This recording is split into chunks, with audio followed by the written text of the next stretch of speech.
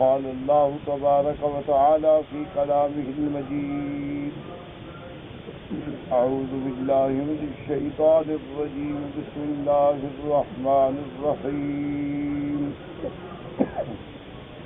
وَلَقَدْ كَرَّمْنَا بَنِي آدَمَ وَحَمَلْنَاهُمْ فِي الْبَرِّ وَالْبَحْرِ وَرَزَقْنَاهُمْ مِنَ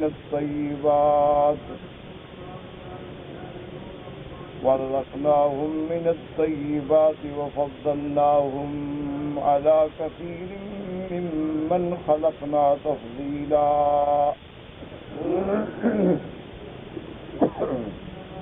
اللہ تبارک و تعالی نے کلام مقدس کی ان آیات مبارکہ میں بنی آدم کی تکریم، تعظیم، ان کی عظمت کے بارے میں ارشاد فرمایا۔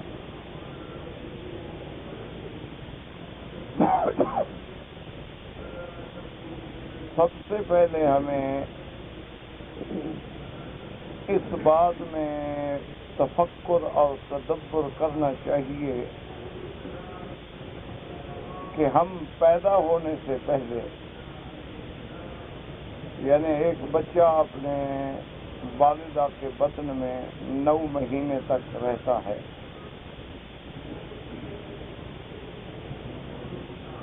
اگر اس سے پوچھا جائے کہ بھئی آپ اس مدت حمل سے، ولادت سے پہلے کہاں تھے، وہ کہے گا میں بطن ماں میں تھا، ماں کے رحم میں تھا۔ اب اگر اور آپ پیچھے نظر ڈالیں گے کہ حمل ٹھہرنے سے پہلے وہ کہاں تھا،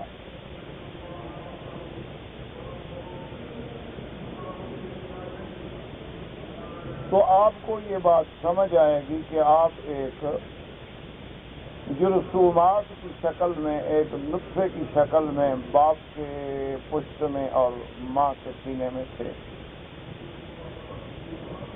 یا دونوں کے پشت اور سینے کے درمیان میں۔ اب اس سے اور پیچھے آئیں کہ والدین کے جو اللہ نے ذکر فرمایا ہے کہ فَلْيَنْظُرِ الْإِنسَانُ مِمَّا خُلِقَ، کہ آدمی غور کرو، تدبر کرو کہ تمہیں کس چیز سے پیدا کیا۔ خُلِقَ مِن مَّاءٍ دَافِقٍ، ٹپکتے ہوئے پانی سے، يَخْرُجُ مِن بَيْنِ الصُّلْبِ وَالتَّرَائِبِ،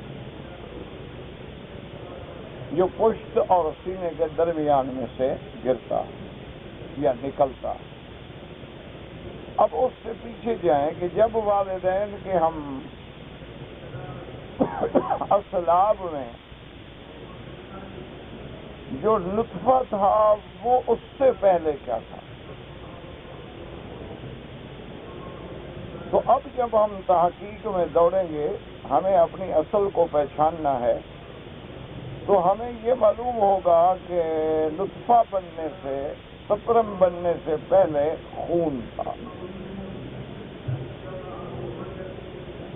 اب اور اس سے پیچھے ہم جائیں گے کہ خون بننے سے پہلے کیا تھا، تو صاف ہمیں سمجھ آئے گا کہ خون بننے سے پہلے وہ غذا کی ایک شکل تھی جو انسان کھاتا ہے، اور پھر اللہ تبارک و تعالی کی حکمت سے اس کے منہ سے چبانے کے بعد، حلقوم سے اترنے کے بعد وہ ایک مشینری کے سپرد ہو جاتا ہے، وہاں جا کے وہ کیلوس اور کیموس کے مراحل سے گزرتا ہے، اور جو صاف ہو جاتا ہے اس سے خون بنتا ہے، اور جو فضلہ بچ جاتا ہے اس سے پیشاب، بول و براز بنتا ہے۔ اب وہ خون جو ہے پھر وہ تقسیم ہوتا ہے، اس کا کچھ حصہ جو ہے وہ شرائین کے ذرائع سے قلب سے گزرتا ہے، اور اسی خون سے وہ نطفہ بنتا ہے جس سے آدمی پیدا ہوتا ہے۔ اب ہم اس سے ذرا اور پیچھے آ جائیں گے، چلو جب وہ کھانا کھا رہا تھا اس سے پہلے ہم کہاں تھے؟ تو اس سے پہلے جب ہم نظر ڈالتے ہیں تو ہم پھر اپنے کھانے پہ نظر ڈالتے ہیں کہ یہ غذا ہمیں کہاں سے ملی۔ تو تو پھر صاف ہماری توجہ ہو جاتی ہے کہ یہ غذائیں جو ہیں زمین سے نکلتی ہیں. کہیں اللہ تبارک و تعالیٰ کی حکمت سے گندم پیدا ہو رہی ہے، کہیں جو بن رہا ہے، کہیں چاول بن رہا ہے، کہیں سبزیاں اگ رہی ہیں، کہیں ثمار اور فواکہ اور پھل اور فروٹ اگ رہے ہیں، درخت لگے ہوئے. تو یہ ساری چیزیں جو ہیں وہ مٹی سے نکلیں. اسی کی طرف قرآن نے اشارہ کیا کہ منہا خلقناکم، اسی مٹی سے ہم نے تمہیں بنایا. وَفِيهَا نُعِيدُكُمْ، اور اسی میں تمہیں لوٹانا. وَمِنْهَا نُخْرِجُكُمْ تَارَةً أُخْرَىٰ، اور اسی سے پھر ہم نے تمہیں ایک دفعہ پھر نکالا. جیسا کہ اللہ تبارک و تعالی نے قرآن پاک میں دوسری جگہ بھی ہمیں توجہ دلائی کہ خلق الانسان من طین، انسان کو اللہ نے مٹی سے پیدا کیا. خلقہ من تراب، اللہ نے اس کو تراب یعنی مٹی سے پیدا کیا. اسی طرح فرمایا وَلَقَدْ خَلَقْنَا الْإِنسَانَ مِنْ صَلْصَالٍ مِنْ حَمَإٍ مَسْنُونٍ، ہم نے اس کو بجتی ہوئی مٹی سے پیدا کیا.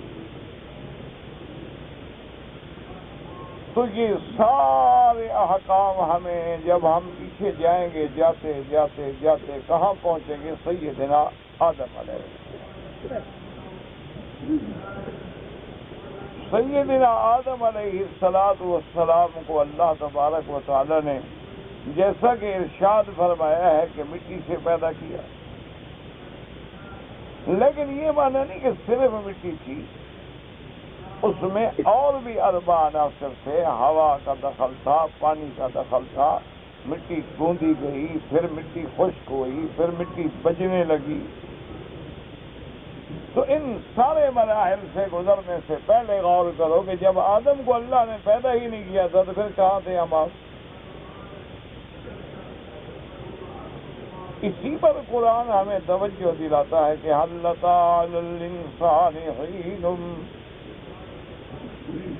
أتى على الإنسان حين من الدهر لم يكن شيئا مذكورا. کہ ہر انسان پہ ایسا وقت گزرا ہے کہ جس کا کوئی جاننا ذکر بھی نہیں تھا،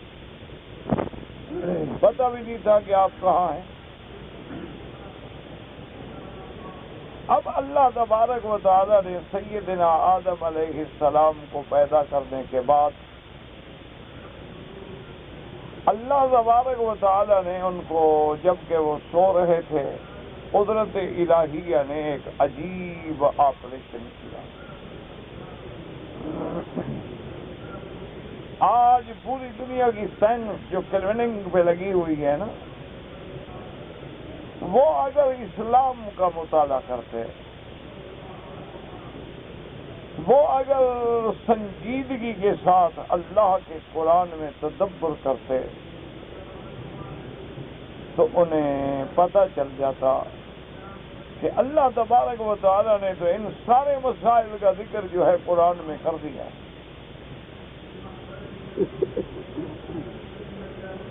لیکن ہماری بدقسمتی ہے کہ ہم نے قرآن پاک کو قرآن سمجھ کے کبھی نہیں پڑھا. ہم نے قرآن پاک کو تعویذات کے لیے پڑھا ہے، قرآن پاک کو علاج معالجہ کے لیے پڑھا ہے، قرآن پاک کو فال نکالنے کے لیے پڑھا ہے، قرآن پاک کو زیادہ سے زیادہ آپ نے مسلمانی کا بھرم رکھنے کے لیے پڑھا ہے. لیکن جو اللہ کا حکم ہے کہ کیا تم قرآن میں تدبر نہیں کرتے ہو؟ کیا تم قرآن میں غور نہیں کرتے ہو؟ کیا تم قرآن میں فکر نہیں کرتے ہو؟ کیا تمہارے دلوں پہ تالے پڑ چکے ہیں؟ اب دیکھیں کتنا قدرت کا سب سے بڑا آپریشن ہو رہا ہے.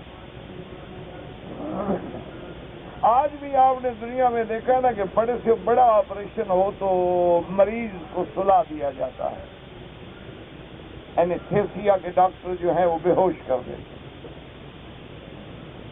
اب بے ہوشی کے کئی جدید طریقے بھی ایجاد ہو گئے ہیں، لیکن بہرحال اگر کوئی میجر آپریشن ہو، کوئی چھوٹا موٹا آپریشن ہو تو اس کو مقامی طور پہ، محلی طور پہ سن کر دیا جاتا ہے، لیکن جب بڑا آپریشن ہو تو پھر پورے انسان کو بے ہوش کیا جاتا ہے۔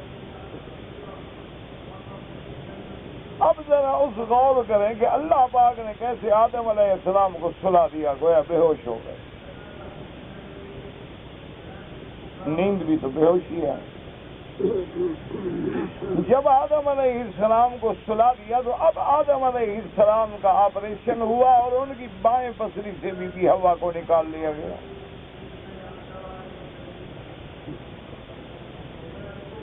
اب آپ اندازہ کریں، نہ تو حوا آدم کے پیٹ میں 9 مہینے رہی، نہ بی بی حوا کسی پانی سے پیدا کی گئی، نہ بی بی حوا پہ وہ مراحل حمل گزرے، نہ مراحل ولادت حمل گزرے، نہ بی بی حوا کی کوئی ماں ہے۔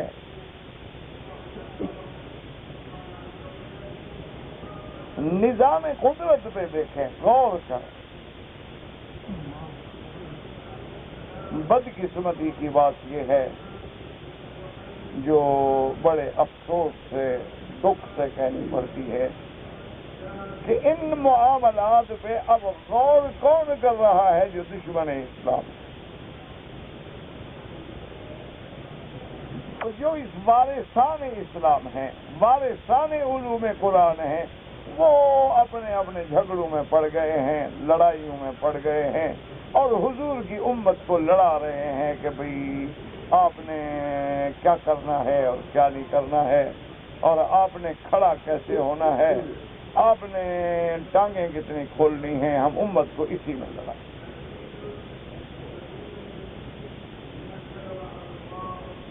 فروعی مسائل۔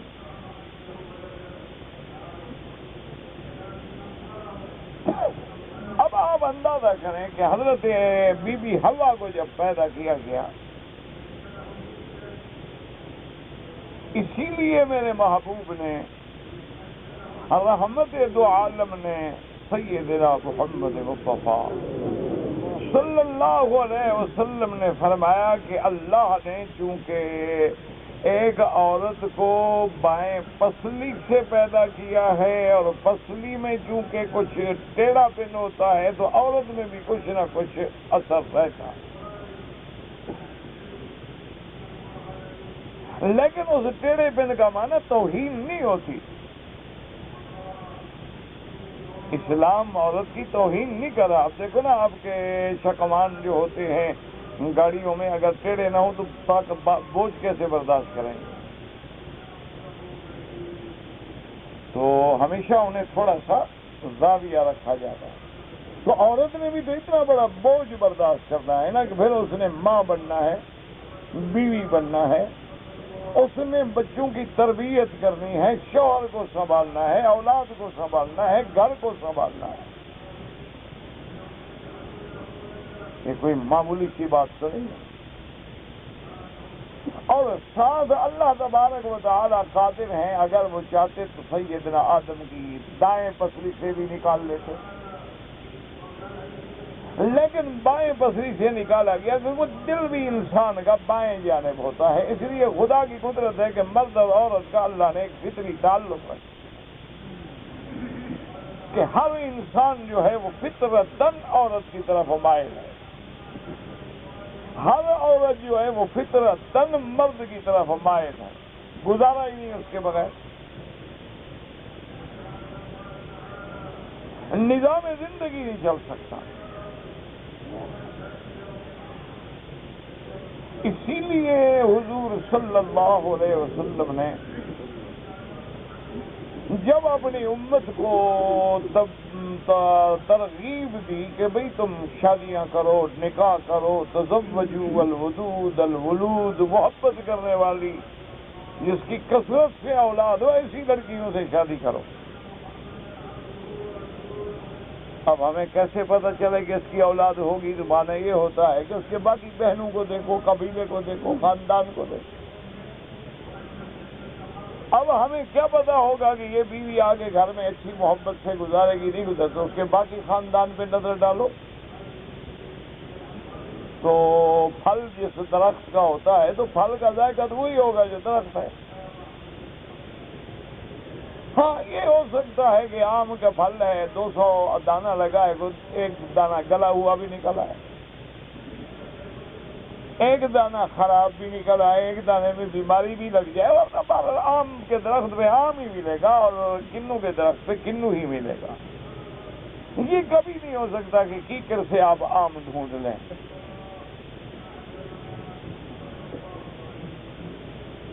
یعنی اب آپ انسان کے اس پہ غور کریں۔ اللہ تبارک و تعالیٰ نے تخلیق انسان پہ کوئی ایسا پہلو نہیں ہے جس کا قرآن میں ذکر نہیں کیا،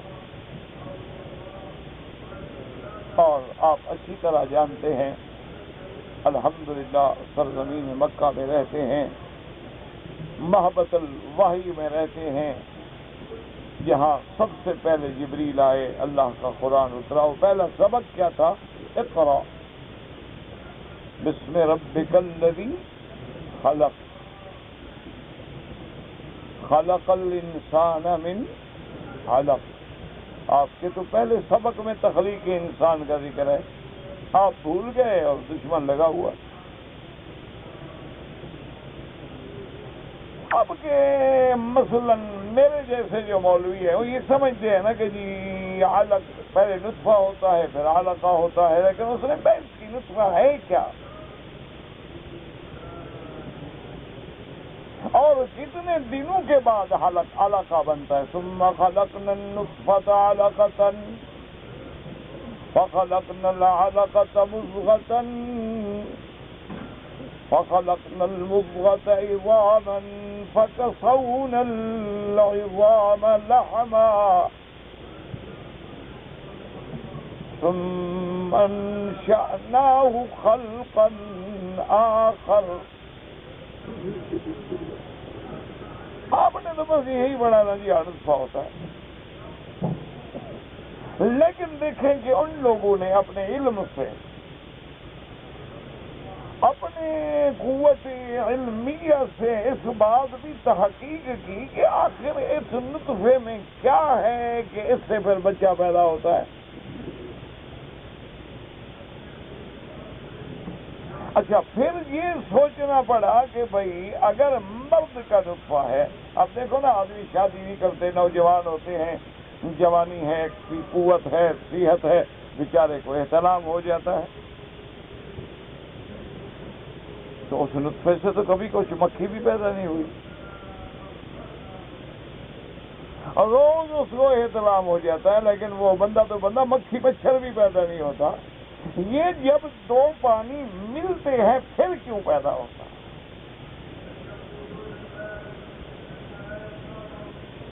آخر اس کی کیا وجہ ہے؟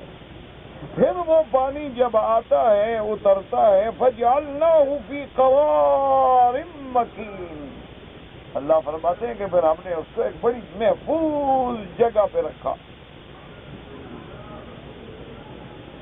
آپ نے کبھی غور کیا ہے کہ کیسے اللہ نے محفوظ کیا؟ کہ وہ کیسے وہاں پہنچا ہے کہ جہاں اوپر اس کے اللہ نے بطن ہے، رحم ہے، اندر بچے دانی ہے، پردے ہیں، ظلمات ہیں، اتنی محفوظ مقام پہ ہے۔ آپ دیکھیں نا اگر گوشت کو باہر رکھ دیں تو گل جائے گا، پانی دھوپ میں رکھ دیں ذائقہ بدل جائے گا، لیکن آپ کیسے فریج میں محفوظ کرتے ہیں، سال سال تک کھجور خراب نہیں ہوتی۔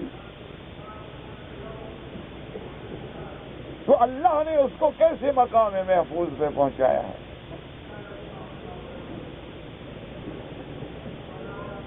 اسی لیے بعض زنادقہ یہ اعتراض بھی کرتے ہیں نا کہ جی اگر ایک انسان ہے مثلاً اس کو احتلام ہو جائے یا میاں بیوی نے مباشرت کی، تو وہ کہتے ہیں کہ دیکھو جی عجیب بات ہے اسلام کی کہ پانی جو ہے وہ تو صرف ایک جگہ سے، ایک عضو خاص سے نکلا ہے نا،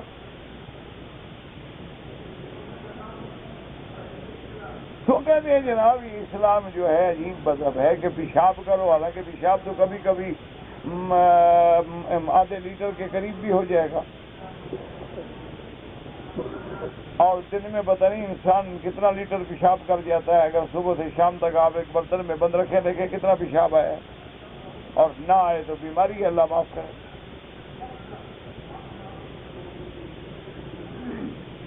پیشاب کا نہ آنا جو ہے اللہ معاف کرے، اس کا مطلب ہے کہ پھر آپ کو تکلیف شروع ہوگی، گردے کام نہیں کر رہے۔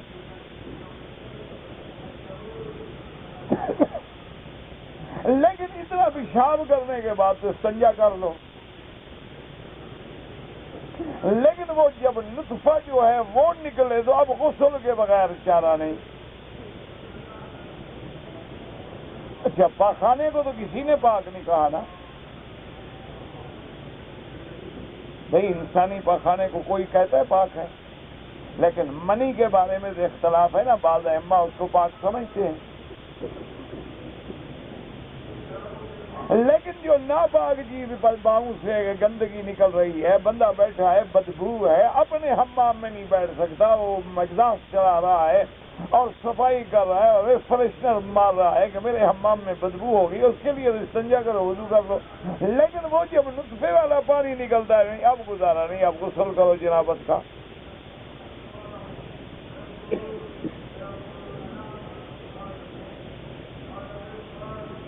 اس کی کیا وجہ ہے آخر؟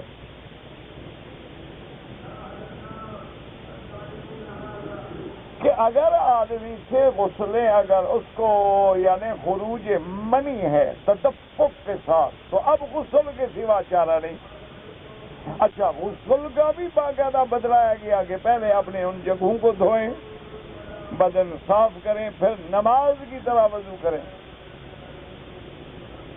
اور باقاعدہ منہ میں صرف 3 دفعہ کلی نہیں بلکہ منہ میں 1 دفعہ منہ بھر کے غرارہ بھی کریں تاکہ ہر جگہ اندر بھی پانی صحیح پہنچ جائے، اور پھر وضو کرنے کے بعد سر سے شروع کریں اور 3 دفعہ پورے بدن پہ پانی بہائیں، اور اتنا خیال کریں کہ کہیں یہ کان کے اندر والی جگہ خشک نہ رہ جائے، بعض انگلیاں چری ہوتی ہیں، خیال کریں کہیں اندر کی جگہ خشک نہ رہ جائے، کبھی ناف میں پانی نہیں جاتا، مٹی بھری ہوئی ہے، بندہ دیکھتا نہیں ہے، وہاں پانی نہ پہنچا، یعنی اتنی احتیاط ہو رہی ہے کہ پورے بدن کو سر سے لا کر حتیٰ کہ بال ہیں تو جڑوں تک پانی پہنچاؤ۔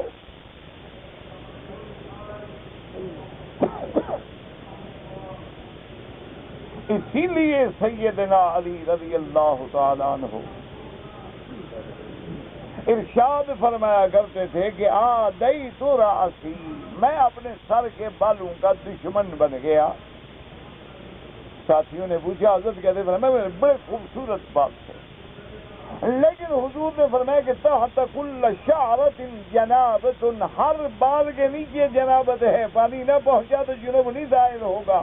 میں ڈر گیا، میں نے کہا بات رکھتا ہی نہیں، پانی نہ پہنچے، میں غسل نہ ہو، نماز نہ ہو۔ تو اس کی کیا وجہ ہے؟ کبھی غور کیا؟ ضرورت ہی نہیں غور کرنے کی، ہمیں تو غور کرنا ہے 11ویں سے، ہمیں غور کرنا ہے محرم شریف، ماتم شریف میں، دلدل شریف میں، ذوالجناح شریف میں، علم شریف میں، امام جعفر کے کونڈوں میں، پیران پیر کی 11ویں میں، کوئی شریف بندہ مر جائے تو اس کے کل خانی میں۔ یہ تھوڑے مسئلے ہیں شریعت کے کہ آدمی دوسرے باتوں میں غور کرے۔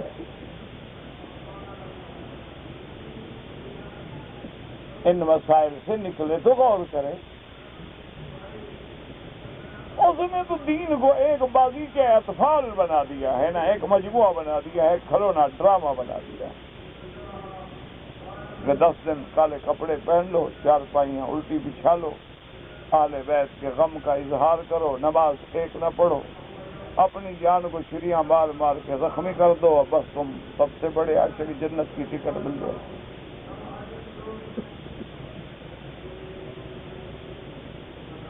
ہمارے جو حضرات تھے انہوں نے کہا ہم کیوں پیچھے رہ جائیں، ہم بھی جلوس نکالتے ہیں حضور کی ولادت کا۔ انہوں نے کہا جناب یہ سبیلے لگاتے ہیں تو ہم بھی 11ویں شریف تقسیم کرتے ہیں، یہ پانی بانٹ بیچتے ہیں ہم دودھ پلائیں گے لوگوں کو، مقابلہ ہے۔ انا للہ و انا الیہ راجعون۔ یاد رکھو دشمن جب مارتا ہے نا وہ نہیں پوچھتا شیعہ سنی کون ہے، وہ نہیں پوچھے گا تم سے کہ تم دیوبندی ہو، بریلوی ہو، اہل حدیث ہو، تبلیغ کرتے ہو۔ اس کے نزدیک مسلمان اور اسلام جرم ہے۔ اس پہ کبھی آپ غور کریں، کبھی آپ نے ایمانداری کی بات ہے ٹھنڈے دل سے آخر کبھی سوچا، گھر میں غور کیا ابھی کیا وجہ ہے کہ ابھی بول و برات بڑی گندگی والی چیز ہے، وہاں بھی استنجا کرو اس کو وضو کرو، لیکن آخر اس نطفے میں کیا بلا ہے کہ اس کے لیے غسل کرو؟ تو اب اگر تھوڑا سا آپ قرآن پہ نظر ڈال لیتے تو مسئلہ تو حل ہو جاتا، کیونکہ اللہ نے فرما دیا ہے کہ ہم نے قرآن میں ہر چیز کا بیان کر دیا ہے، بیان لکل شیء۔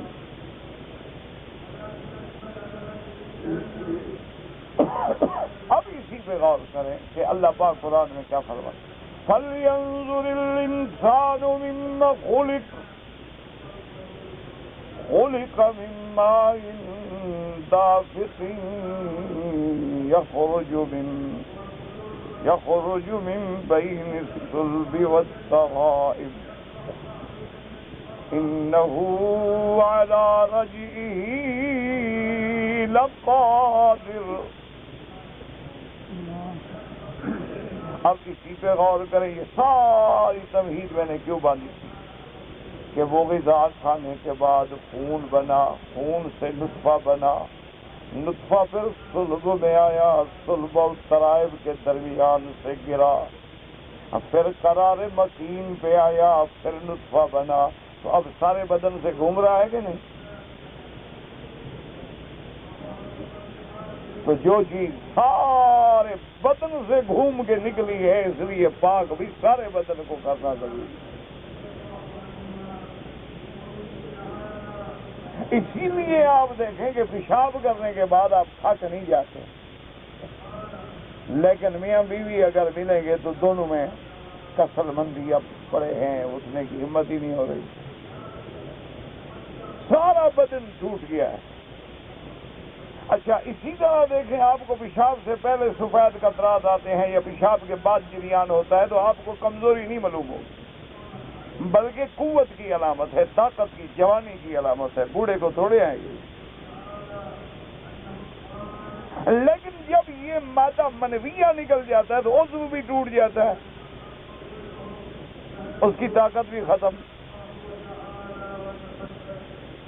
اب لاکھ وہی بیوی ہے وہ قریب رہنا چاہتے، وہ کہتے ہیں اب اٹھے جان چھوڑے، جس کو پہلے منتیں ترلے کر کے لایا تھا بستر پہ اب کہتے ہیں دفع ہو، کیوں؟ ختم ہو گئی نا طاقت۔ مانا یہ ہے کہ اس کا سارے بدن سے تعلق۔ اچھا دماغ اگر ٹھیک نہ ہو تو قوت مردمی ٹھیک نہیں ہوگی۔ آپ دیکھیں نا انسان ہے میں ابھی بھی ایسے دروازہ کھڑ کے ہو سارے خیالات ختم، کون ہے کیا ہو گیا؟ وجہ کیا ہے کہ اصل چیز جو ہے وہ دماغ ہے۔ تو اب دماغ سے لے کر پاؤں تک پورے عضو میں یہ نطفہ ہے، اسی لیے علماء نے تحقیق کی ہے کہ سارے بدن میں گھومتے گھومتے گھومتے پھر قرار مکین پہ پہنچتا ہے۔ اب غور کریں کہ اسلام نے 1400 سال پہلے یہ مسئلہ حل کر دیا جو سائنس آج حل کر رہی ہے۔ سائنس جہاں آج پہنچ رہی ہے 1400 سال پہلے آمنہ کے لال نے النبی الامی العربی الہاشمی، جس نے کسی مدرسے میں نہیں پڑھا، سارے عقدے حل کر دیے۔ لیکن کاش ہم اس نبی کے دروازے پہ بھی تو آئیں نا.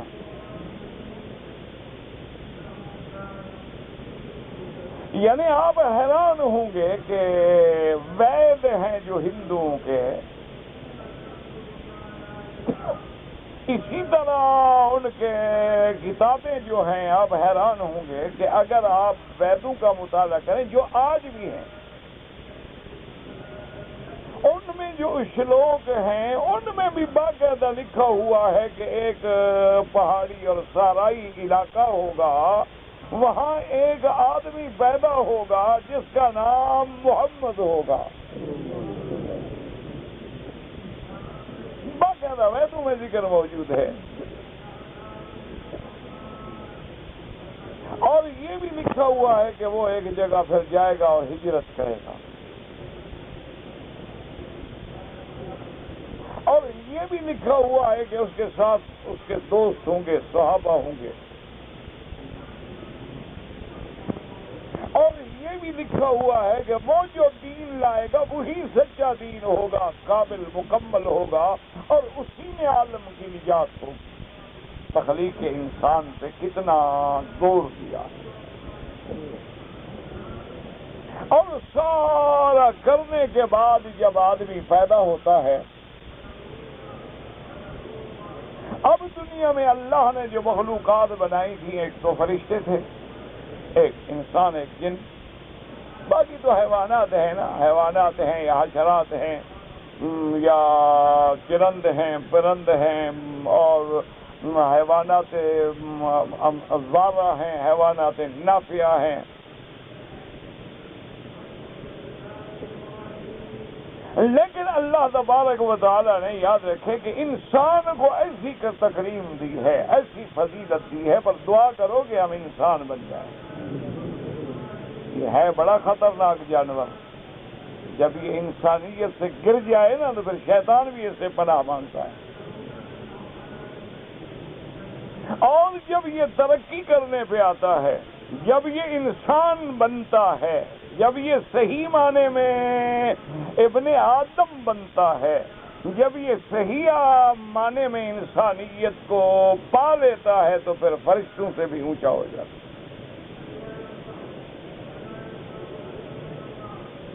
اسی لیے اب آپ دیکھیں کہ اللہ کے قرآن نے وضاحت کی اور علماء نے سمجھایا کہ بھئی اللہ نے فرشتے پیدا کیے ہیں، بالکل بڑی عظمت والی مخلوق ہے، عباد مکرمون ہیں، لیکن ان کو عقل بھی دیا ہے، شعور بھی دیا ہے، ان کی زبان بھی ہے، بولتے بھی ہیں، تسبیحات بھی ہیں، تقدیسات بھی ہیں، لیکن اللہ نے ان میں خواہشات اور شہوات نہیں رکھی.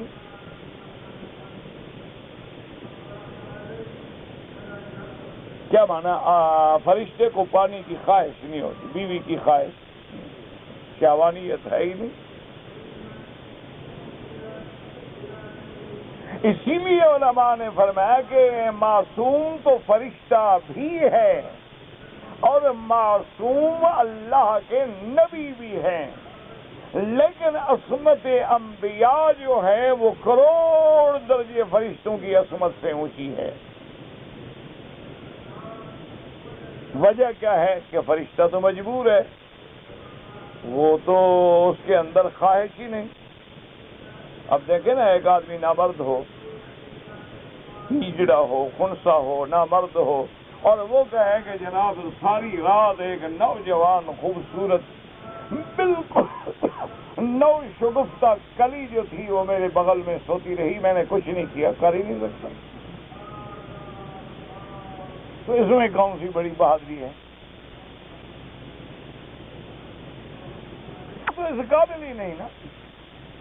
تو فرشتوں میں تو اللہ نے یہ مادہ ہی نہیں رکھا.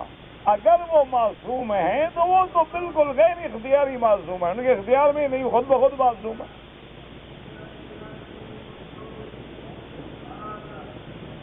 وہ تو اللہ کی نافرمانی کر ہی نہیں سکتے. لا یعصون اللہ ما امرهم وَيَفْعَلُونَ مَا يُؤْمَرُونَ. ہرگز عصیان ہی نہیں ان میں. کمال تو انبیاء کا ہے کہ طاقت ہے، جوانی ہے، قوت ہے، بلکہ اور لوگوں سے اللہ زیادہ قوت دیتے ہیں، پاک لوگ ہیں۔ اس کے بعد کہتے ہیں معاذ اللہ، امراۃ العزیز خبردار، اللہ کی پناہ، میں اور گناہ کروں۔ میرے عزیز، گناہ کرنا کوئی بہادری نہیں، گناہ نہ کرنا بہادری ہے۔ گناہ کرنا کوئی بہادری، گناہ کیا ہے؟ تم سمجھتے ہو میں نے جناب کسی عورت کے ساتھ برا کیا؟ جانور بھی کرتے ہیں، گدھا بھی کرتا ہے، گھوڑا بھی کرتا ہے، خچر بھی کرتا ہے، خنزیر بھی کرتا ہے، کتا بھی کرتا ہے، کون سی بہادری ہے بھائی؟ اصل بہادری ہے گناہ نہ کرنا، کہ آدمی کو حالات ہیں، واقعات ہیں، لیکن گناہ نہیں کرتا۔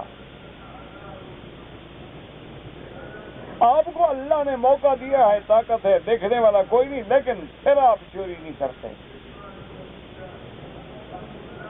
آپ دور جنگلوں میں بیٹھے ہوئے، کسی کو پتہ ہی کوئی نہیں، لیکن آپ کہتے نہیں بھی اللہ تو دیکھ رہا ہے۔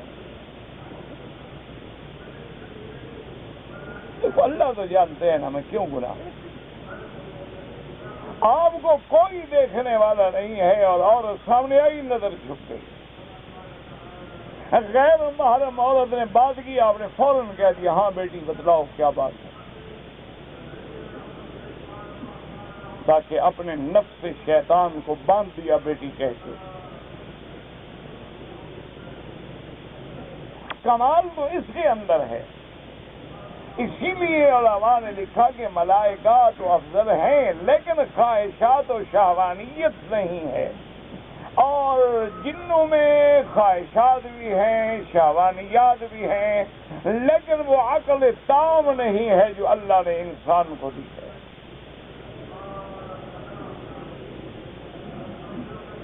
اور اللہ نے انسان کو ایسی فضیلت دی ہے، اللہ اکبر، اس لیے فرماتے ہیں وَلَقَدْ كَرَّمْنَا بَنِي آدَمَ۔ اب غور کریں کہ قسمیہ لام ابتدائیہ قد حرف تحقیق، کتنی محقق بات ہے کہ اللہ کو قسم کی کیا ضرورت، اللہ کا فرمانا ہی کافی ہے۔ لیکن اللہ پاک نے اتنی محقق بات کی کہ وَلَقَدْ كَرَّمْنَا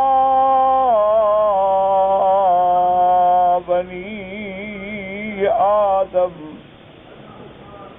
تحقیق ہم نے عزت دی، تکریم دی، کس کو؟ بنی آدم۔ اور کیسے عزت دی؟ فرمایا وَحَمَلْنَاهُمْ فِي الْبَرِّ وَالْبَحْرِ، کہ ہم نے انسان کو خشکی اور دریاؤں پہ بھی بادشاہ بنا دیا ہے۔ وہ خشکیوں پہ کبھی گھوڑے پہ بیٹھتا ہے، خچر پہ بیٹھتا ہے، اونٹوں پہ بیٹھتا ہے، کبھی کاروں پہ بیٹھتا ہے، کبھی ٹرینوں میں بیٹھتا ہے، کبھی گاڑیوں میں بیٹھتا ہے۔ اور دریاؤں میں ہم نے کشتیاں، پانی، ہوائیں سب اس کے تابع کر دی ہیں، اتنے چھوٹے سے انسان کے۔ وَحَمَلْنَاهُمْ فِي الْبَرِّ وَالْبَحْرِ۔ اللہ فرماتا ہے میرے بندے غور کر کے، اونٹ کتنا سرکش جانور ہے، لیکن انسان کا بچہ 7 سال کا بچہ اس کے اوپر بیٹھ کے مہار پکڑ کے اس کو نچاتا ہے، بھگاتا ہے۔ کہ کس نے ہمیں عزت دی؟ کہ اللہ نے ان کو مسخر کر دیا، وَذَلَّلْنَاهَا لَهُمْ فَمِنْهَا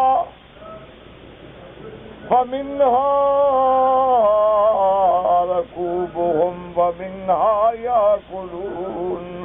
اللہ نے فرمایا میں نے اپنے سارے جانور تیرے تابع کر دیے ہیں، جن کو بعض کو تو سواری میں استعمال کرتا ہے، اور بعض کو سواری تو نہیں، دل کرتا ہے دودھ پیتا ہے، دل کرتا ہے ذبح کر کے کباب بنا کے کھا جاتا ہے۔ نہ ایمان سے کہو، کبھی تم بکریاں رکھتے ہو، جیسے زمیندار ہوتے ہیں ان کے گھروں میں بڑے بڑے بہت بڑے بڑے واڑے ہوتے ہیں، گائے ہیں، بکریاں ہیں، بھینسیں ہیں، بھیڑے ہیں، دمبے ہیں. جب کوئی مہمان ہے وہی طرح پکڑو نا کوئی اچھا سا بکرا. کبھی بکرے نے کہا مجھے نہ پکڑو، یا اگر وہ باں باں کرے تم نے چھوڑ دیا ہے کبھی؟ مہمان آیا ہے، تیری عزت اسی میں ہے کہ جناب اس کو ذبح کرو اور اس کا کھلڑی اتار دو، اس کو صاف کرو، اس کے بعد اس کو آگ میں بناؤ. کبھی سیخ کباب بن رہے ہیں، کہیں سجی بن رہی ہے، کہیں مندی بن رہی ہے، کہیں قورمہ بن رہا ہے، کہیں کوفتے بن رہے ہیں، سب تیرے تابع. اللہ نے فرمایا تو نے بھی کبھی غور کیا تجھے جو میں نے بنایا تو میرے حکم پہ کتنی چلتا ہے؟ صرف تمہیں بکرے کھانے کے لیے پیدا کیا تھا. اور ہم نے فرمایا کہ بعض جانور تیری سواری کے لیے بنا دیے ہیں، اور ایسی سواری صرف تو کبھی کبھی ایسے جانور ہیں، گھوڑیاں ہیں، گھوڑے ہیں، جن پہ تو بیٹھ کے اپنی عزت و اپنی شان شوکت. کیوں دیکھیں نا آج کتنا دنیا گزر گئی، ہوائی جہاز بن گئے، کنکارڈ بن گئے، لیکن جو شان گھوڑے پہ بیٹھنے میں ہے وہ آج بھی رولز رائز میں نہیں. دیکھیں نا کوئی بڑے سے بڑا انجن ہو، ہارس پاور لکھتے ہیں، ہارس کیوں لکھتے ہیں؟ اس کی پاور کو گھوڑے سے آخر کیوں تشبیہ دی جاتی ہے؟ کسی اور چیز سے، کتے سے تشبیہ دے دیتے ہیں. بڑا پیارا ہے نا کتا، ان کو ہارس ڈاگ لکھ دیتے. ڈاگ پاور، کیٹ پاور، بلیاں پیاری ہوتی ہیں نا ان سے. وجہ کیا ہے کہ وہ جو گھوڑے کو اللہ نے عظمت بخشی ہے نا وہ کسی میں نہیں، کہ والعادیات ضبحا فالموریات قدحا فالمغیرات صبحا فأثرن به نقعا. اللہ نے جن کی قرآن میں قسمیں کھائی ہیں، اللہ نے فرمایا ہم نے تیرے لیے مسخر کر دیے بڑے سرکش گھوڑے ہیں، آپ اوپر بیٹھے ہیں، لگام ہاتھ میں ہے، نچا رہا ہے، دھمال کھلا رہا ہے، ڈانس کرا رہا ہے گھوڑے سے. ہاتھی دیکھو کیسا ہے، چلتا پھرتا کوٹا کھڑا ہے، لیکن جناب بندہ اس کا جو ہے اس کے اوپر بیٹھا، اتنا بڑا گرد لے کے بیٹھا ہوا ہے، سیدھا نہ ہو تو سیدھا مارتا. بھیل بان جو ہے نا وہ اس کے ایک ٹانگ کے برابر بھی نہیں ہوتا. اگر صرف وہ محبت سے بھی پاؤں اوپر رکھ دے نا حضرت سے سب کو نکل جائے. لیکن اللہ فرماتے ہیں وہ بھی میں نے تیرے تابع کر دیا کہ وَحَمَلْنَاهُمْ فِي الْبَرِّ، اور صرف تمہیں نہیں تحمل اثقالهم الى بلد، کہ تیری سامان کو نقل کرنے کے لیے بھی تیرے یہ جانور کام آتے ہیں. اور پھر میں نے دریاؤں کو بھی مسخر کر دیا ہے. میں نے پانی کو اگر حکم دیتا کہ غرق کر دے تو کون سی تیری کشتی چلتی؟ اگر پانی ہے، کشتی ہے، ہوا نہ ہو تو کیسے چلے گی؟ اب اگر انجن ہے لیکن انجن کو چلانے والا پھر وہی بندہ. خلائی شٹل ہیں، چاند پہ جا رہے ہیں، کون؟ اگر بندوں کے کام نہ آئے تو چاند کس کام کا؟ اسی لیے بات ہو رہی ہے نا کہ پانی ہے، ہوا ہے، نہیں ہے، مریخ پہ ہے، نہیں ہے، زندگی کے آثار ہے. کیوں؟ بندے کے کام آئے تو کام لگے نا. اسی لیے فرماتے ہیں ہم نے تمہیں عزت دی، پھر ہم نے کیسی تمہیں قامت دی ہے کہ ہر جانور منہ سے کھاتا ہے، منہ مارتا ہے، لیکن میں نے تمہیں شان دی ہے کہ ہاتھوں سے اٹھا کے کھاؤ. ہر جانور گردن جھکا کے پانی پیتا ہے. میں نے کہا میرے بندے تیری گردن صرف میرے آگے جھکے پانی اٹھا کے پیو. بڑے سے بڑا جانور ہے، شیر ہے، بڑا جنگل کا سردار ہے، لیکن گردن جھکائے گا تو پانی ملے گا. ایک انسان ہے، اللہ فرماتے ہیں نانا گلاس اٹھاؤ، سرائی اٹھاؤ، بوتل اٹھاؤ. اور اسی طرح پھر ہر دنیا کی جانور جو ہے وہ مفرد چیز کھاتا ہے. یاد رکھو کیا بنا، یعنی گھاس کھاتا ہے، اور یہ نہیں کر سکتا کہ 4 گھاس ملا کے کھائے۔ بعض جانور صرف کچا گوشت کھاتا ہے، وہ گھاس بھی نہیں کھاتا۔ اب دیکھو نا، شیر گھاس تو نہیں کھاتا، شیر گھاس تو نہیں چڑھتا، مثال مشہور ہے نا کہ شیر بھوکا مرتا ہے لیکن گھاس نہیں چڑھتا۔ اور دیکھو اس کو جنگل میں کتنا یقین ہے کہ مجھے گوشت، کیا خیال ہے تمہارا، وہ کس پیر سے طویل لیتا ہے؟ ہاں جی، کہ پیر صاحب طویل لکھ دو ذرا، گوشت ٹھیک ٹھاک ملے۔ نہیں، غور کرو نا، کبھی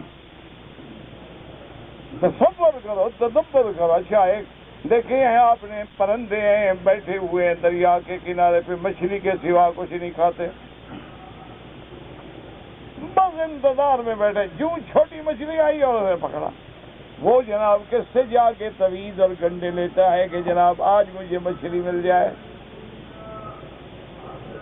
اس کو غذا پہنچ رہی ہے۔ یہ صرف اللہ فرماتے ہیں ہم نے انسان کو تکریم دی ہے کہ وہ مفرد بھی چاہے تو کھاتا ہے، سیب چاہے الگ کھا رہا ہے، آم چاہے تو الگ کھا رہا ہے۔ اب اس کا دل کرتا ہے تو پھر سیب کو کاٹ کے، آم کو کاٹ کے، ایک بوتل میں ڈال کے، ملک شیک بنا کے، دودھ ڈال کے، سب کو ملا کے مشکل بنا کے، کاکٹیل بنا کے پی رہے ہیں حضرت۔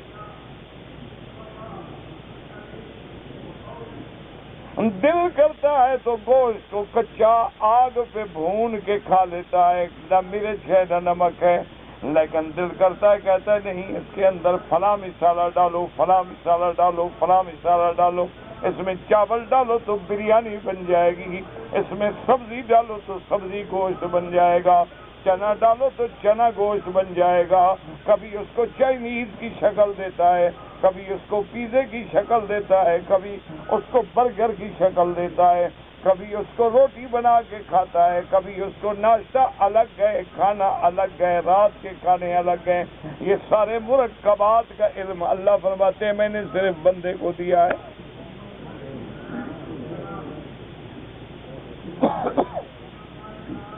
دیکھو نا، اب شیر ہے وہ، یہ تو نہیں کہتا کہ ناشتے میں تو جناب میں اناناس کھاؤں گا، اور لنچ جو ہے وہ بکرے کے گوشت سے کروں گا، اور ڈنر بھیڑ کے گوشت سے کروں گا۔ اور میں تو گوشت ہی کھانا ہے جہاں سے ملے۔ یہ انسان ہے، اس کے دیکھو صبح کے ناشتے کے لوازمات الگ ہیں کہ جی یہ ناشتہ ہے، اس میں سیریل ہو، اس میں دودھ ہو، اس میں ہنی ہو، اس میں جام ہو، اس میں انڈے ہوں، پھر انڈے آملیٹ ہوں، یا انڈے تلے ہوئے، یا انڈے بوائل ہوں، اور جناب یہ میرا لنچ ٹائم ہے، یہ میرا ڈنر ٹائم ہے، اور ہر جگہ عجیب عجیب چیز۔ اللہ نے فرمایا یہ بھی میں نے تمہیں تقریم، اور پھر میں نے تمہیں پاکیزہ رزق دیا کہ حرام نہ کھاؤ، خنزیر نہ کھاؤ، مردار نہ کھاؤ، جو خون نکلتا ہے وہ نہ کھاؤ۔ کیوں کہ ان چیزوں میں خبیث ہیں، یہ چیزیں منکرات ہیں، یہ میرے بندے کے یا جسمانی نقص کا ذریعہ بنے گی، یا روحانی نقص کا ذریعہ بنے گی، یا نفسانی نقصان کا ذریعہ بنے گی۔ اس لیے میں نے بندے کو خالص پاکیزہ چیزوں سے نوازا ہے۔ اب ان ساری چیزوں کی فضیلت کے بعد اللہ نے فرمایا پھر میں نے تمہیں عقل کی نعمت سے نوازا ہے، پھر میں نے تیرے سامنے رستہ رکھا ہے کہ یہ صراط مستقیم ہے، یہ حزب الرحمن ہے، یہ حزب الشیطان ہے۔ پھر میں نے پیغمبر بھیجے، رسول بھیجے، کتابیں اتاری تاکہ ہر ایمان تیرا دلائل کے ساتھ ہو، سوچ کے ساتھ ہو، غور و فکر کے ساتھ ہو، کوئی جبر نہ ہو، کوئی اقرا نہ ہو۔ اور پھر جس نے مجھے مان کے میری کتابوں پہ ایمان لا کے میرے رسولوں کی اطاعت کر لی، ان کو میں نے آخرت میں یرثون الفردوس، جنت کا وارث بنا۔ اور جنہوں نے مجھے چھوڑ کے غیر اللہ کو پکارا، غیر سے مدد مانگی، غیر کو حاجت روا سمجھا، غیر کو مشکل کشا سمجھا، غیروں کے دروازے پہ جا کے منتیں مانی۔ اللہ نے فرمایا میرا محبوب اب وہ انسان نہیں رہے ہیں، اولئک کالانعام، یہ تو جانور بن گئے ہیں، اب سل کے انسانیت سے نکل کے حیوانیت میں چلے گئے۔ بل ہم اضل، بلکہ یہ جانوروں سے بھی زیادہ گم کردہ رہا ہے۔ کتا بھی مالک کو پہچانتا ہے، کتا بھی روٹی ڈالنے والے کو پہچانتا ہے، کتا بھی اپنی روٹی پھینکنے والے کو کبھی نہیں کاٹتا ہے، اگر چلا جائے تو پھر مالک کے دروازے پہ لوٹتا ہے۔ ہر جانور پہچانتا ہے یہ کیسا انسان ہے، کبھی قبروں پہ سجدے کرتا ہے، کبھی سورج کے آگے جھکتا ہے، کبھی چاند کی پوجا کرتا ہے، کبھی آگ کی پوجا کرتا ہے، کبھی انسانوں کی پوجا کرتا ہے، کبھی درختوں کی پوجا کرتا ہے، کبھی گنگا جمنا کو پوتر مانتا ہے۔ وجہ کیا ہے کہ انسانیت سے اپنے آپ کو نکال دیا۔ تکریم تب ہے جب تک تم مومن ہو، ایمان والے۔ وَلَقَدْ كَرَّمْنَا بَنِي آدَمَ وَحَمَلْنَاهُمْ فِي الْبَرِّ وَالْبَحْرِ وَرَزَقْناهُمْ مِنَ الطَّيِّبَاتِ وَفَضَّلْنَاهُمْ عَلَى كَثِيرٍ مِّمَّنْ خَلَقْنَا تَفْضِيلًا۔ اسی سے علماء نے استدلال کیا ہے کہ انسانی جنس جو ہے وہ بشر کی جنس جو ہے وہ ملائکہ سے افضل ہے، لیکن علماء فرماتے ہیں یاد رکھو کہ اولیاء اللہ جو ہیں، عباد صالحین جو ہیں، وہ عام ملائکہ سے افضل ہیں، لیکن ملائکہ مقربین سے افضل نہیں ہیں۔ لیکن انسانوں میں جن کو اللہ نے نبوت سے نوازا ہے، رسالت سے نوازا ہے، وہ ملائکہ مقربین سے بھی افضل ہیں، وہ جبریل سے بھی افضل ہیں، وہ میکائیل سے بھی افضل ہیں۔ دعا کریں اللہ ہمیں بھی انسان بنا دے اور انسانیت کا حق ادا کرنے کی توفیق عطا فرما دے۔ کہتے جی کہ شہادت حسین بیان کریں انشاءاللہ، کبھی زندگی کی بات ہے، کبھی اللہ نے موقع بخشا۔ ایک لڑکی سنی ہے، اس کی شادی شیعہ سے ہو گئی ہے، یہ پہلے فکر کرتے ہیں، اب جب شادی ہو گئی ہے اب تمہیں فکر آئی ہے۔ لڑکی طلاق لینا چاہتی ہے، وہ نہیں دیتا، تو آپ خلو کریں، کورٹ میں جائیں، اس میں ہم کیا کر سکتے؟ یا پاگل بے وقوف بننا ہو تو کوئی تعویذ والا ڈھونڈو۔ آج کل سارے مسئلے تعویذوں سے حل ہو جاتے ہیں۔ یہ کوئی ایسے ہیں کہ یہ ایسا تعویذ نہیں لکھتے کہ یہودی مر جائیں، اسلام کے دشمن مر جائیں، یہ ہمیں مارنے کے لیے۔ زمزم کا پانی چائے میں یا سالن میں ڈال سکتے ہیں، جب حاجی آگ کے قریب بیٹھ سکتا ہے تو زمزم کے پانی کو کیا ہوتا ہے؟ اللہ کے بندے چائے میں ڈالو، سالن میں ڈالو، جو بل دیا ہے کرو، پیو، پانی ہے۔ فرض نماز کے بعد دعا مانگیں، بالکل مانگیں۔ حدیث مبارک میں ہے کہ ہر فرض نماز کے بعد دعا قبول ہوتی ہے، 2 بار صلوات مکتوب ہوتی ہیں۔ باقی اکٹھے ہو کے مانگو، کبھی اکیلے مانگو، یعنی 1400 سال میں یہی مسئلے باقی ہے نا۔ اب جب یہود و نصارہ آپ کے دشمن ہیں، وہ یہی دیکھیں گے یہ دعا مانگتے ہیں یا نہیں مانگتے، ایمان کرتے ہیں۔ جو نہیں مانگتے ان کو چھوڑ دیں، جو مانگتے ہیں پکڑ لیں۔ خدا کا خوف کر، حضور کی امت کو نہ لڑاؤ۔ دعا ہے، کبھی اکٹھے ہو کے مانگ لی، کبھی اکیلے مانگ لی، کبھی ہاتھ اٹھا لیا، کبھی نہ اٹھایا۔ کون سا ایسا مسئلہ ہے کہ اس میں امت کو لڑایا جائے؟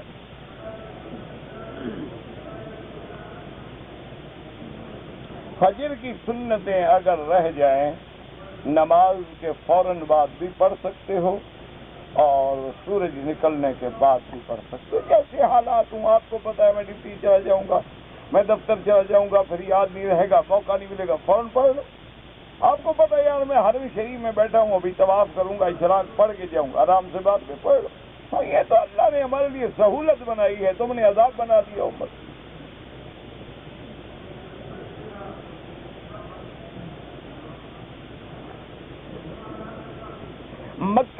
کہتا ہوں حج سے پہلے عمرہ کرنا بالکل نہیں. مکے والوں کا حج مفرد ہوتا ہے اور ان کو عمرہ نہیں کرنا چاہیے. حج کے بعد اگر میں مدینہ منورہ جاؤں زیارت کے لیے، واپسی پہ عمرہ باندھ کے آئیں، چونکہ مدینہ میقات ہے. میں اگر اپنے ملک میں جاؤں تو طواف الوداع ضرور کریں. کیوں؟ کیا موت حیات کا پتہ ہے؟ یہ سانس کی ڈوری ہے، کیا پتہ ہے 1 منٹ میں ہے کہ نہیں ہے. کوئی آدمی جب اپنے وطن جانا چاہے تو طواف الوداع کر کے جائے.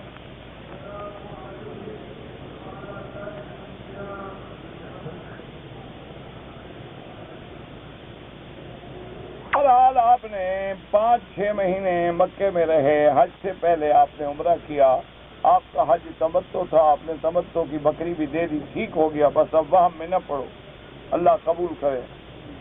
اگر کسی آدمی نے آپ کو وصیت کی ہے کہ میرا عمرہ کرو، پھر آپ کر سکتے ہیں. عورت اگر احرام کی حالت میں چہرے پہ نقاب ڈالے، بالکل ڈالے، لیکن کوشش یہ کرے کہ ایسے ڈالے کہ منہ کو کپڑا بھی نہ لگے اور پردہ بھی رہے.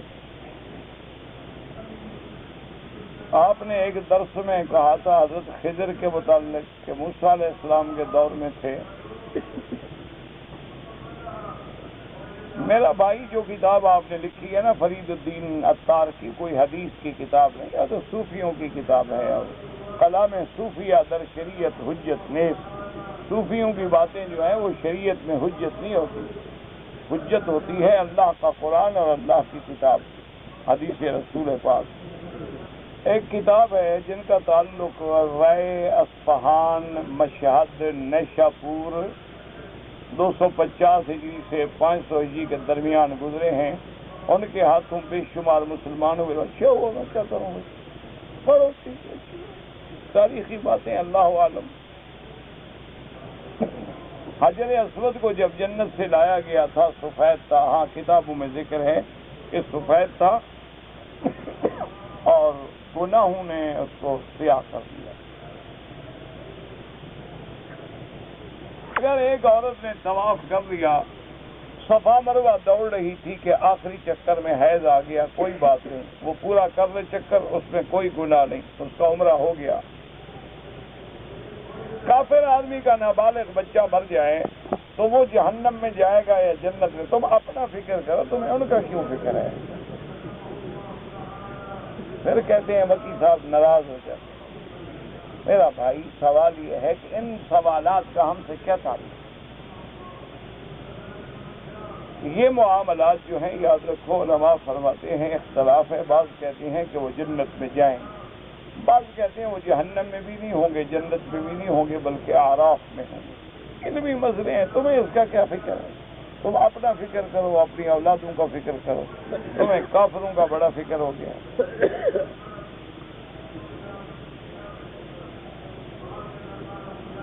ایک آدمی نے تجارت کا بہت پیسہ ہے لیکن وہ دیتا نہیں ہے، تو اس کے لیے میں کیا کر سکتا ہوں؟ جو میرے پیسے نہیں دیتے آپ دلا دیں مجھے. اللہ کے بندے اللہ سے دعا کرو، اور کیا کر سکتے؟ اللہ پاک سے دعا کرو، اللہ مشکل حل کرے. کھانے والے جو ہیں نا وہ بھی تو مسلمان ہیں نا، وہ بھی روز دعا کرتے ہیں کہ ہمیں ہضم ہو جائے.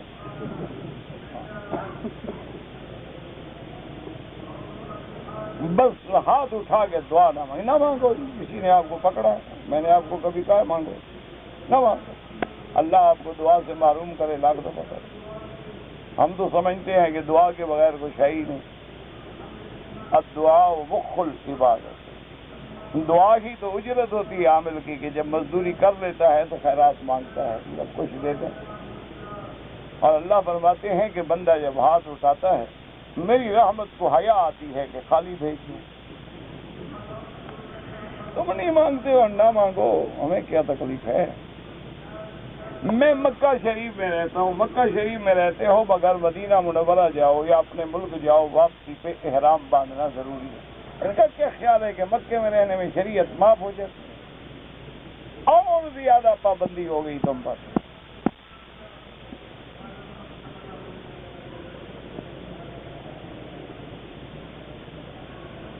یہ 4 مہینے جو ہیں حرم والے، یہ شوال، ذوالقعدہ، ذوالحجہ اور اس کے بعد رجب، ذوالقعدہ، ذوالحجہ، محرم اور رجب۔ سید الشہداء حضرت امیر حمزہ ہیں یا حضرت حسین ہیں؟ سارے ہیں۔ آپ کو کوئی تکلیف ہے دونوں میں سے کسی کے ساتھ؟ ہمارے نزدیک سب سید الشہداء ہیں۔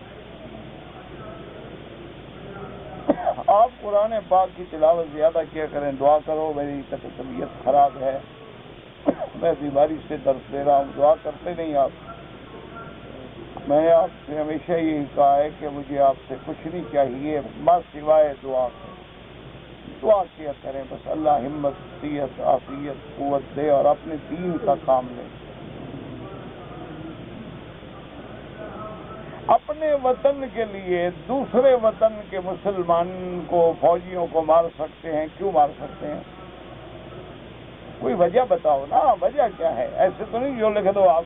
وطن کو بھی جس نے تے سے لکھا ہے وہ کوئی مسئلہ سمجھے گا؟ وطن کوئے سے ہوتا ہے، تے سے نہیں ہوتا۔ انا للہ۔ مسلمان کو کیوں مارے؟ دعا کرو اللہ فتنوں سے بچائے۔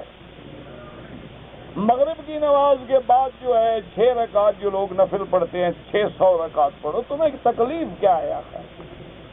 لوگوں کی عبادت کرنے سے کیا تکلیف ہے تمہیں؟ تم روکنے کے لیے پیدا ہوئے، منع للخیر معتد نفیم۔ 6 رکعت نہیں 600 رکعت پڑھیں، عشاء تک پڑھتے رہیں۔ نفل عبادت ہے، من تطوع خیرا فإن اللہ شاکر علیم۔ یہ کوئی ایسی عجیب قوم ہے کہ ہر نیکی کے کام سے روکیں۔